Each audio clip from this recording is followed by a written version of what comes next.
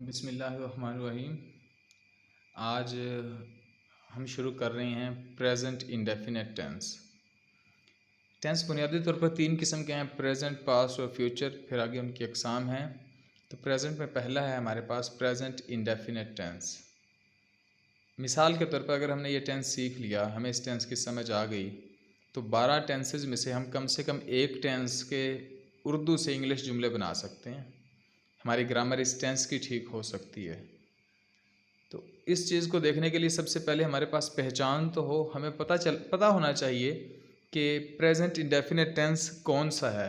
100 जुमले मिसाल के तौर पर हमारे पास पड़े हैं और हमें प्रेजेंट इंडेफिनेट टेंस के जुमले उनमें से आते हैं, तो हमें पता तो चले पहले प्रेजेंट इंडेफिनेट टेंस के जुमले हैं कौन से। पहली चीज़ है उसकी पहचान। तो जिस जुमले के आखिर में ता है, ती है, ते हैं, ता हूँ, ते हो वगैरह आता है, तो वो प्रेजेंट इंडेफिनेट टेंस होता है। सबसे पहली चीज़ हमने पहचान कर ली कि उर्दू जुमले के आखिर में ता है, ती है, ते हैं, ता हूँ वगैरह आता है। पहचान करने के बाद हमें ये पता होना चाहिए कि जुमले तीन किस्म के हैं बुनियादी तौर पर, सिंपल, नेगेटिव और इंट्रोगेटिव। सादा जुमले क्या हैं? अली सेब खाता है। नेगेटिव क्या हो जाएगा? अली सेब नहीं खाता है। इंट्रोगेटिव क्या हो जाएगा कि क्या अली सेब खाता है। सबसे पहले हम लोग सिंपल सेंटेंस की बात करते हैं। सिंपल सेंटेंस में हमारे पास एक जुमला है कि अली सेब खाता है। तो इस जुमले को हमने अब इंग्लिश में लेकर जाना है। इंग्लिश में हमारे पास जो तरतीब है, तरतीब हमारे पास क्या है कि सबसे पहले हमने लगाना है सब्जेक्ट, उसके बाद हम लगाएंगे वर्ब और उसके बाद हम लगाएंगे ऑब्जेक्ट। तीन चीज़ें हैं हमारे पास, सबसे पहले सब्जेक्ट, फिर वर्ब, फिर ऑब्जेक्ट। और वर्ब की हमारे पास लगती है हमेशा पहली फॉर्म। वर्ब की पहली फॉर्म हम इस्तेमाल करते हैं, पहले सब्जेक्ट, फिर वर्ब की पहली फॉर्म और आखिर में फिर हम लगाते हैं ऑब्जेक्ट को। हमारे पास जुमला है अली सेब खाता है। इसमें काम करने वाला कौन है? सब्जेक्ट कौन है? टॉपिक कौन है? असल में टॉपिक है अली। अली हमारे पास सब्जेक्ट है जो काम कर रहा है, फ़ाइल। तो हमने सबसे पहले लिखा अली, फिर उसके बाद हमने लगाना है वर्ब। वर्ब क्या है? खाना। ठीक है, तो खाने की इंग्लिश होती है ईट। हमने पहली फॉर्म लगाई ईट और उसके साथ एस भी लगा हुआ है। इस एस की बात मैं आपको बताता हूँ एस क्यों लगता है। और फिर क्या है? ऑब्जेक्ट लगाया हमने एप्पल। तो अली ईट्स एप्पल, हमने ये जुमला लिखा है यहाँ पर, अली ईट्स एप्पल।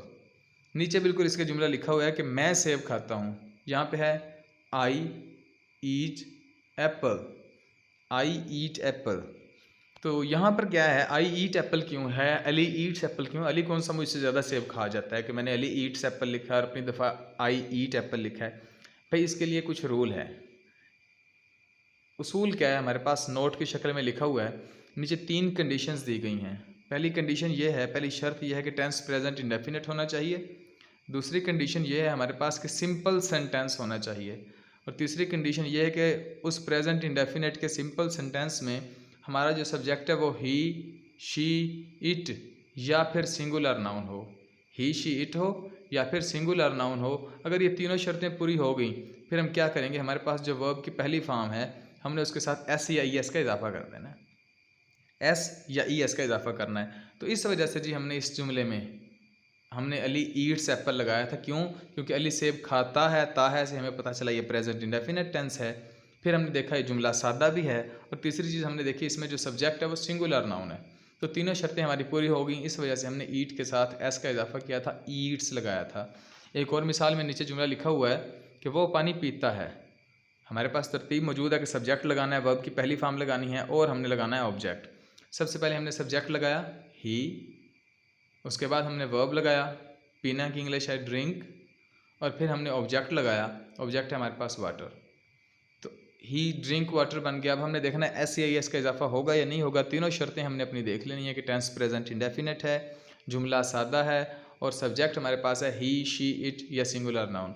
तीनों शर्तें पूरी हो गई हैं। तो ड्रिंक के साथ हमने एस या एस का इजाफा कर दिया है। एस या एस का हमने इजाफा कर दिया। तो ये आप देख चुके हैं जी, हमने इजाफा कर दिया है एस सी एस का। अब बात करते हैं ज़रा नेगेटिव सेंटेंस की कि नेगेटिव सेंटेंसेस में क्या होता है।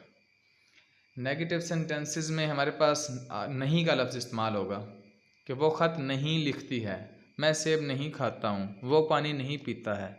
तो नहीं आ जाएगा इसमें नेगेटिव सेंटेंस। अगर इस तरह के जुमले हमारे पास आते हैं, फिर हमारे पास तरतीब क्या होगी? सबसे पहले हमने लगाना है जी सब्जेक्ट, उसके बाद डू या डज में से एक चीज़ लगेगी, फिर नॉट लगेगा, वर्ब की पहली फॉर्म लगेगी और फिर ऑब्जेक्ट लगेगा।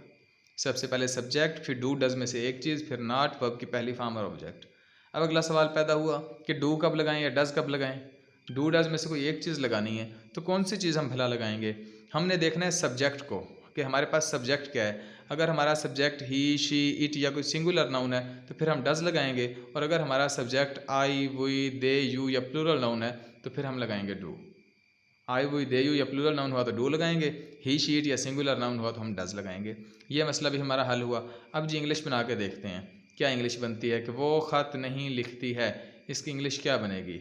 सबसे पहले सब्जेक्ट लगाया शी, फिर डू डज में से एक चीज़, तो हमने ऊपर लिखा कि ही, शी, इट या सिंगुलर नाउन आए तो डज लगाते हैं, हमने यहाँ पे डज लगा दिया। उसके बाद नॉट, फिर वर्ब की पहली form, first form of verb हमारे पास लिखना, वर्ब है लिखने की इंग्लिश राइट, और फिर हमने लगाया object a letter, he does not write a letter. ये हमने जुमला बना दिया, he does not write a letter. अब इसमें हमने राइट में इजाफा क्यों नहीं किया एस सी एस का, क्योंकि जुमला नेगेटिव हो गया। नेगेटिव सेंटेंस में हम एस सी आई एस का इजाफा वर्ब की पहली फॉर्म के साथ नहीं करते। ये बात हो गई। अच्छा, फिर जुमला एक और लिखो यहाँ पे कि हम चाय नहीं पीते हैं। इसकी इंग्लिश बनाई है। सबसे पहले सब्जेक्ट लगाया हमने वी, फिर उसके बाद डू डज में से एक चीज़ हमने डू लगाया। क्यों डू लगाया हमने, क्योंकि हमने पढ़ा था ऊपर कि जब हमारे पास सब्जेक्ट ही, शी, इट या सिंगुलर नाउन हो तो डज लगाते हैं, और जब हमारे पास subject I, we, they, you या प्लूरल नाउन हो उस वक्त हम डू लगाते हैं। तो यहाँ पर वही आ गया, इस वजह से हमने लगाना है डू। इसके बाद फिर नॉट, नेगेटिव होने की वजह से first form of verb take, और फिर हमने ऑब्जेक्ट लगाया टी। तो ये जुमला बना we do not take T. I hope कि आपको सिंपल और नेगेटिव समझ आ गए होंगे। अब देखते हैं आगे इंट्रोगेटिव सेंटेंसेस। इंट्रोगेटिव सेंटेंसेस में जी क्या होगा। इंट्रोगेटिव सेंटेंसेस में आपसे सवाल पूछा जाएगा। सवाल आपसे कैसे पूछा जाएगा, पहले हमारे पास था कि वो सेब खाता है, फिर हमने नेगेटिव में किया कि वो सेब नहीं खाता है। अब इंट्रोगेटिव में हो जाएगा क्या तुम सेब खाते हो, क्या वो सेब खाता है, क्या मैं सेब खाती हूँ, क्या मैं सेब खाता हूँ। सवाल पूछा जाएगा। तो यहाँ मिसाल में एक जुमला लिखा हुआ है आपके पास कि क्या तुम गाड़ी चलाते हो। सवाल पूछा जा रहा है, सवाल पूछा जा रहा है और आखिर में ते हो भी। अगर ते हो से तो हमें ये पता चला कि ये प्रेजेंट इंडेफिनिट टेंस है, और ये शुरू में क्या आया है, इस क्या ने हमें बताया, और ये आखिर में जो सवालिया निशान है इसने हमें बताया कि ये सवालिया जुमला इंट्रोगेटिव सेंटेंस है। तो जब इंट्रोगेटिव सेंटेंस होता है उसकी तरतीब क्या होती है। इंट्रोगेटिव सेंटेंस की तरतीब क्या होती है। तरतीब उसकी ये होती है कि सबसे पहले हम लगाते हैं, सबसे पहले हमारे पास लगता है डू या डज, दोनों में से कोई एक चीज़, फिर हम लगाते हैं सब्जेक्ट वर्ब की पहली फॉर्म, और फिर लगाते हैं ऑब्जेक्ट, और आखिर में होता है हमारे पास सवालिया निशान। डू डज में से एक चीज़ लगानी है। बात फिर वही है कि आपने देखना है सब्जेक्ट को। अगर आपका सब्जेक्ट ही, शी, इट या सिंगुलर नाउन आता है तो फिर आपने डज लगाना है। अदरवाइज़ अगर आपके पास आई, वी, दे, यू या प्लूरल नाउन आता है फिर आपने डू लगाना है। यहाँ आपके पास है सब्जेक्ट तुम, यानी कि इसकी इंग्लिश बनेगी यू, तो आपने लगाना है डू। सबसे पहले आपने लगाया डू, उसके बाद आपने लगाया सब्जेक्ट, सब्जेक्ट है तुम तो हमने लगाया यू, फिर फर्स्ट फॉर्म ऑफ वर्ब लगानी है ड्राइव, और फिर हमने लगाना है ऑब्जेक्ट। ऑब्जेक्ट हमारे पास है car, do you drive car. ये हमारे पास इंट्रोगेटिव सेंटेंस बन गया।